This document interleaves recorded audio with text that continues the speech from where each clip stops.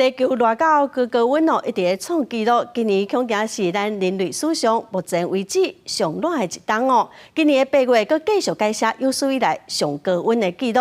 气象专家就呼吁讲，必须要赶紧来采取积极的作为，针对气候变迁甲空气污染来提出办法。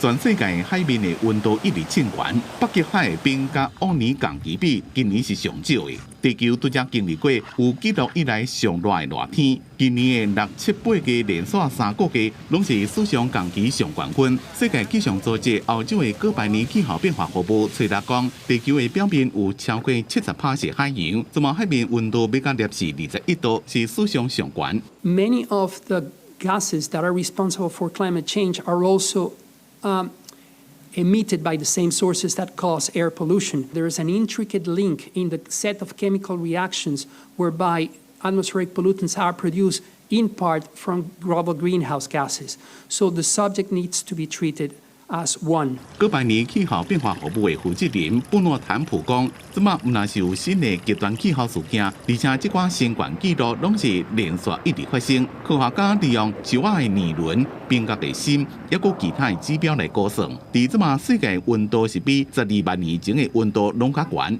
地球已经也捌暖化过，不过迄是发生伫咧人类文明发展前。联合国秘书长古提瑞斯讲，即摆热天日头拢正险，袂输敢若会咬人共款。气候崩溃已经开始，保育海洋、现代地球环境的资源是正重要，人类就要赶紧采取行动。